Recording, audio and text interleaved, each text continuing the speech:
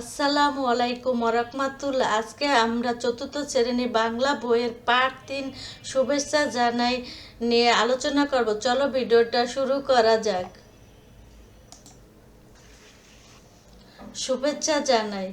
স্কুলের টিফিনের সময় রাশেদ, জিমিতি, ঐশী আর তিথি কথা বলছিল। এমন সময় রোশনা এসে বলল, জানো আজ মিতুর জন্মদিন।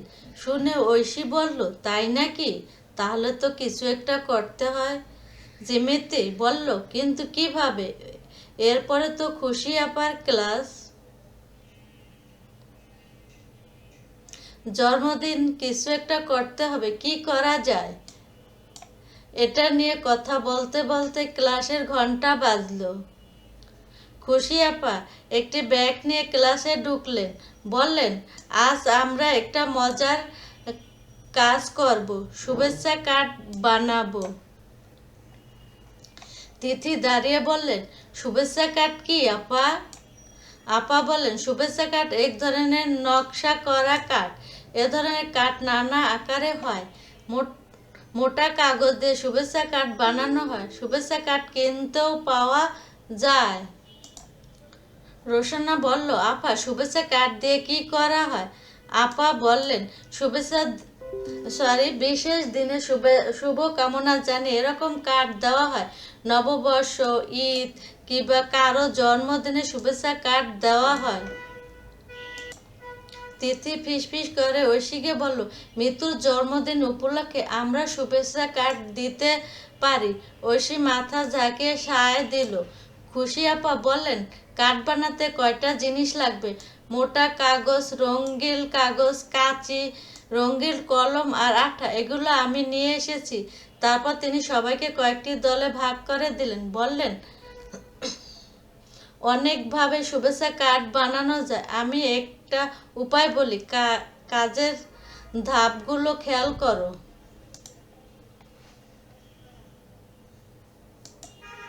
বড় মোটা কাগজ থেকে একটা অংশ কেটে নেব। এটাই হবে শুভেচ্ছা কার্ড। এই কার্ড গোল, লম্বা, যে কোনো আকারে হতে পারে। পাতলা রঙিন কাগজ কেটে ফুল, লতা, পাতা বানাবো। সেগুলো শুভেচ্ছা কার্ডের চারিদিকে আঠা দিয়ে লাগাবো। তবে রঙিন কলম দিয়ে আঁকলেও হবে। কার্ডের মাঝখানে লেখার জন্য জায়গা থাকবে, সেখানে শুভেচ্ছা জানিয়ে কিছু কথা লিখব। অল্প কথা শুভেচ্ছা জানাতে হয়। এরপর খুশি খুশি আপা কাগজ, কাঁচি ইত্যাদি দিলেন। প্রতিটি দল কার্ড বানানো শুরু করলো। কিন্তু মুশকিল হলো কাঠের লেখা নিয়ে। শুভেচ্ছা কার্ড কি লেখা যায়? খুশি আপা বললেন, বিশেষ দিন, ঘটনা বা উৎসবের কার্ড দেওয়া হয়, তাই উপলক্ষ অনুযায়ী কাঠের কথা লেখা যায়। এরপর তিনি বোর্ডে কয়েকটি নমুনা লিখলেন।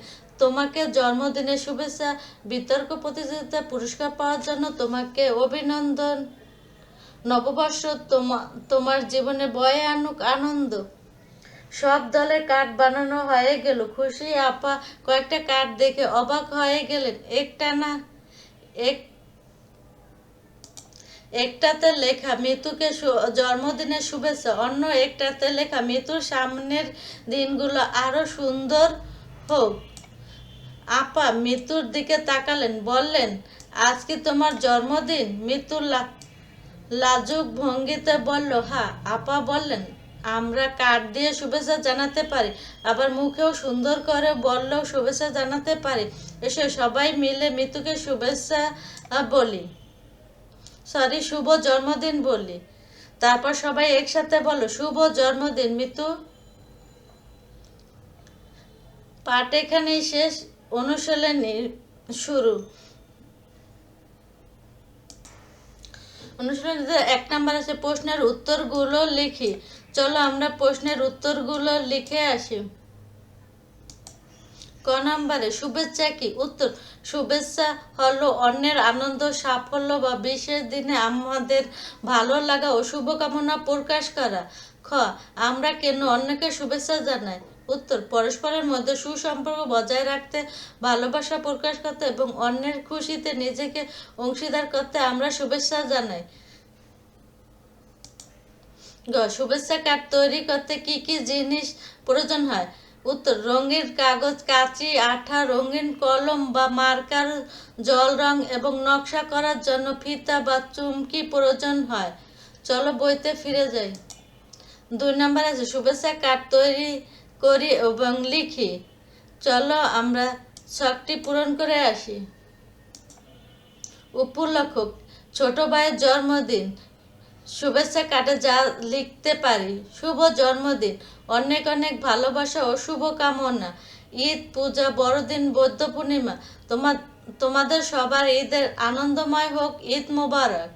বাংলা নববর্ষ, শুভ জন্মদিন, নতুন বছরে সারা জীবনে সুখ বয়ে আনুক। মায়ের জন্মদিন, প্রিয় মা, শুভ জন্মদিন, তুমি সবসময় ভালো থেকো। বিজয় দিবস, মহান বিজয় দিবসের শুভেচ্ছা। চলো বইতে ফিরে যাই। এই পাঠের এখানেই শেষ। সবাই ভালো থেকো, সুস্থ থাকো, আল্লাহ হাফেজ।